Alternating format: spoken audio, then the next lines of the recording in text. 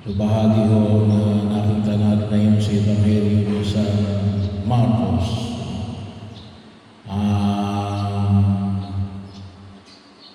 Madapit na pagkakasama na pangangaral at ng pagpapagaling sa mga may sakit.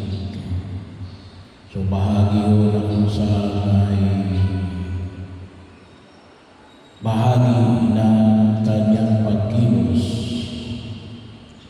Sabi nga po natin ay yung unang pagkaunawa natin ay yung pagpapagaling sa mga may sakit ay para bagang pamamaraan lamang para dumami ang tao, para higit na maging tagapagpahayag na pagkakataon ng mabuting balita ng kaligtasan. At kuminsan sabi nga natin ay ang kaganapan na kanyang ipinapahayag, yung epekto ng kanyang pagpapahayag at epekto rin na panalangin. Sa Ebanghelyo ngayon ay ang tawagin po natin ay bahagi ng alin na integral part na pagkilos ng ating Panginoong Jesucristo. Kasi kung ito sinawa naman, yung mismong pagkapagaling sa mga may sakit ay bahagi na po yun ng kaganapan ng tagumpay laban sa karamdaman. Yun po ay kung tawagin natin ay liberational, nagpapalaya. Hindi lamang pagkapalaya sa anumang uri na pananakot, ngunit bahagi nito yung pagpapalaya mula sa pagkakalipin sa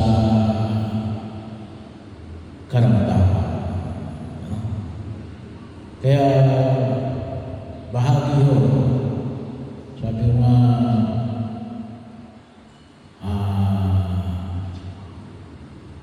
hindi natin masyadong nakikita yung aspeto na ito kasi kahit na yung pagkapahin ng naman sa mga may sakit, ang ating pagkaunawa ay para lamang sa mga mamamatay. Hindi natin nakikita ito na para sa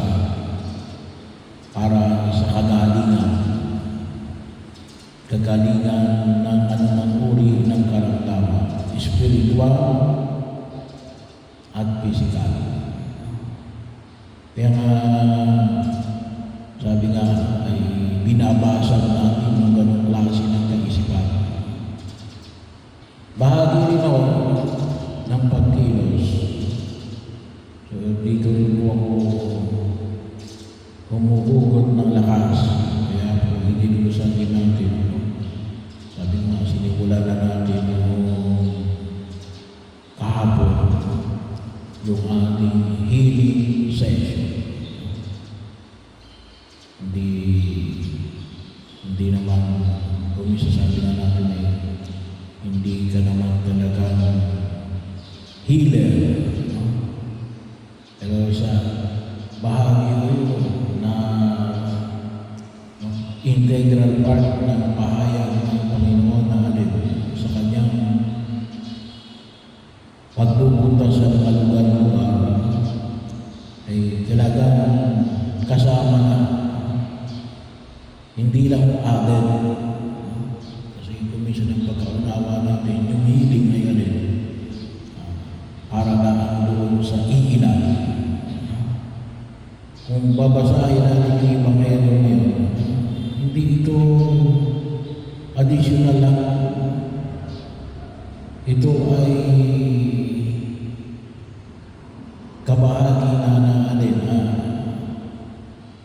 integral part ng misyon ng ating Panginoong Jesucristo. Lalong-lalo ngayong mga salitang pinahayag ko rito at saan man siya dumating, maging sa nayon, lungsod o kabukiran, ay dinadala sa iwasan ang mga may sakit. So,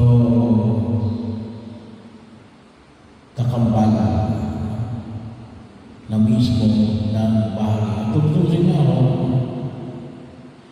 yung the very act of healing ay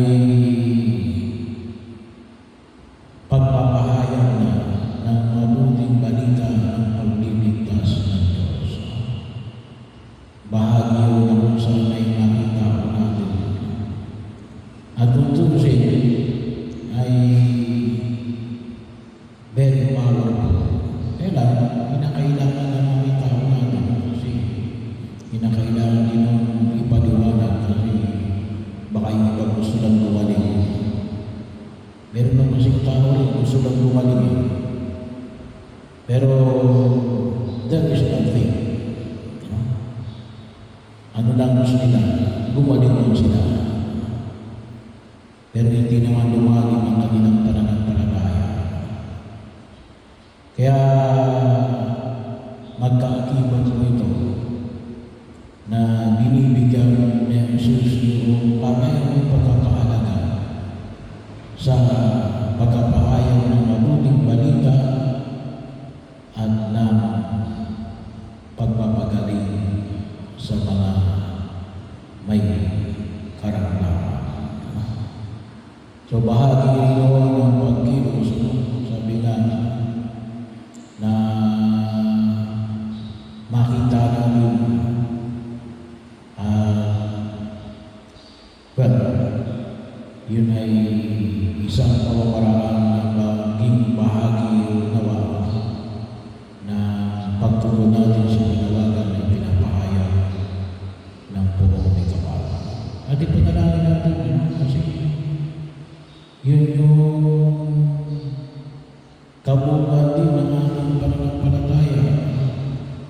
Sabi nga, wholeness, holiness.